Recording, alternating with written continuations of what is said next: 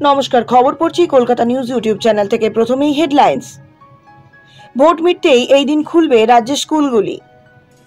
প্রবীণ নাগরিকদের জন্য বিশেষ কার্ড করে দিচ্ছেন রাজ্য সরকার। খেলা ঘুরিয়ে দিল দলের লোকেরাই, চরম চাপে পড়ল তৃণমূল কংগ্রেস। ভোট পরবর্তী হিংসার জের যা এবার সিদ্ধান্ত নিল নির্বাচন কমিশন। এবারে আসছি বিস্তারিত খবরে। প্রথমেই অনুরোধ করব আমাদের চ্যানেলটি সাবস্ক্রাইব করুন এবং বেল আইকন প্রেস করে আমাদের সাপোর্ট করুন।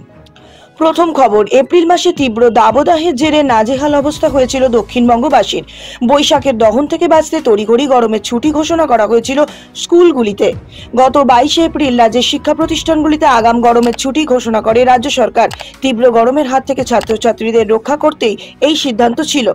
এদিকে এই গরমের মধ্যেই রাজ্য জুড়ে চলছে লোকসভা নির্বাচন। গত 19 এপ্রিল থেকে শুরু হয়েছে দিল্লি দখলের বড় লড়াই, চলবে আগামী 1 জুন অবধি। ফলাফল প্রকাশ হবে 4 জুন। এর মধ্যেই গরমের ছুটি নিয়ে সামনে এলো বিরাট এক আপডেট। ছুটির শেষে কবে খুলবে রাজ্যের স্কুলগুলি তা নিয়ে বিগত কয়েকদিন ধরে চলছে চর্চা।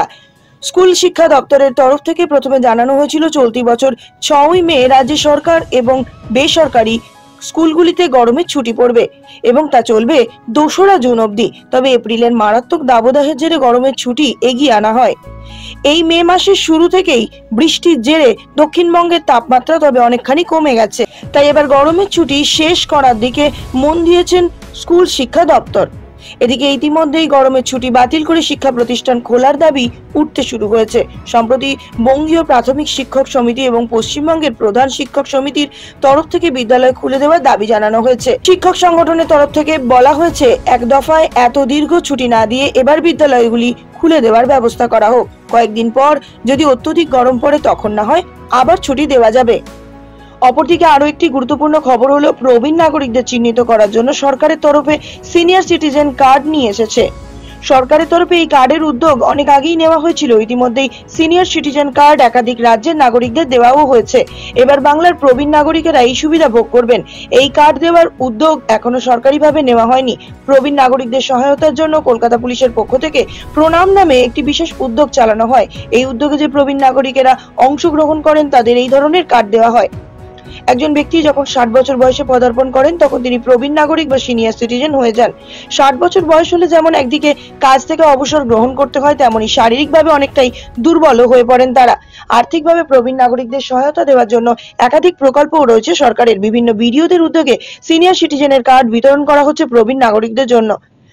এখন জেনে নেব সিনিয়র সিটিজেন কার্ড থাকার সুবিধা কি কি। এই কার্ড থাকলে ট্রেন, বাস ইত্যাদি গণপরিবহনের ক্ষেত্রে টিকিট পাওয়া যায় অতিরিক্ত ছাড়ে। বিভিন্ন ধরনের সামাজিক পরিকল্পনার ক্ষেত্রে সুবিধাও দেওয়া হয়ে থাকে এই কার্ডের মাধ্যমে অত্যন্ত সহজে। এছাড়াও ব্যাংকের ফিক্সড ডিপোজিটে প্রবীণ নাগরিকদের অতিরিক্ত সুদ পাওয়ার বিষয়টি সহজ হয়ে যায়। এছাড়াও স্থানীয় পুলিশ প্রশাসনের পক্ষ থেকে প্রবীণ নাগরিকদের সুরক্ষা দেওয়ার বিষয়টি আরো সুনিশ্চিত করার জন্যই এই ব্যবস্থা গ্রহণ করেছে সরকার থেকে। অপরদিকে আরেকটি গুরুত্বপূর্ণ খবর হলো, শিয়ালদহ স্টেশনে নতুনভাবে উদ্যোগ রেলের। কি কি সুবিধা পাবেন যাত্রীরা?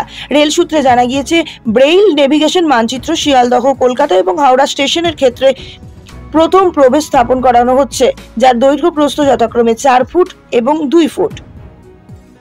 শিয়ালদহ ও হাওড়া এই দুই স্টেশনে প্রচুর পরিমাণে মানুষের যাতায়াত। প্রতিদিন হাজার হাজার যাত্রী এই স্টেশন থেকে চাপেন এবং দূর দূরান্তে যান। এই দুই স্টেশনেই এবার যাত্রী স্বাচ্ছন্দ্যের কথা মাথায় রেখে বিশেষ ব্যবস্থায় নিল পূর্ব রেল। যে সমস্ত দিব্যাঙ্গ যাত্রীরা চোখে ভালো দেখতে পান না, তাদের জন্য অন্ধকার দুনিয়া হলেও কিছুটা দৃশ্যমান করে তোলার লক্ষ্যেই পূর্ব রেল এই ব্রেইল নেভিগেশনের ব্যবস্থা চালু করেছে।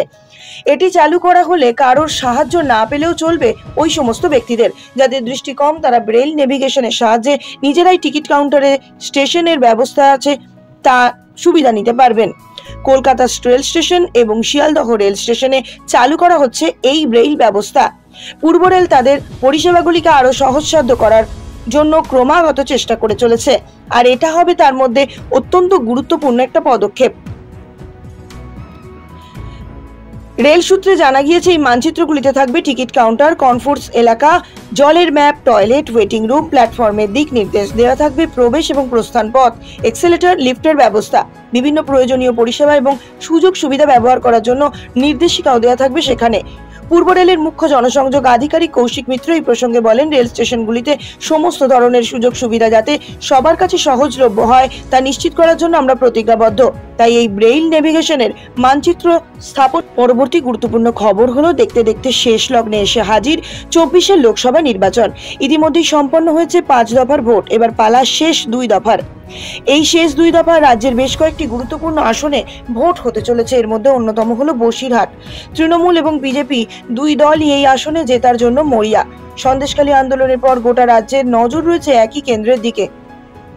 অন্যদিকে নুসরাত জাহানের পরিবর্তে এবার হাজি নুরুলকে দাঁড় করিয়েছে তৃণমূল কংগ্রেস। মঙ্গলবার বিকেলে জোড়াফুল প্রার্থীর সমর্থনে হারোয়ার আটপুকুর এলাকায় তৃণমূলের তরফ থেকে 2টি প্রচার মিছিল বেরোয়। তবে কিছু পরবর্তী সময়ে দেখা যায় ওই 2 মিছিলের মধ্যে দ্বন্দ্ব লেগে গিয়েছে। সূত্র মারফত জানা যাচ্ছে, এই দিন আটপুকুর অঞ্চল থেকে আদি তৃণমূলের সমর্থক কর্মীরা দলীয় প্রার্থীর সমর্থনে একটি মিছিল বের করেন। অন্যদিকে বিহারি এলাকা থেকে নব্য তৃণমূলের কর্মী সমর্থকেরা আরও একটি মিছিল বের করে। 2টি মিছিল বিহারি অঞ্চলের মুখোমুখি হতেই কার্যত রণক্ষেত্রের চেহারা নেয়।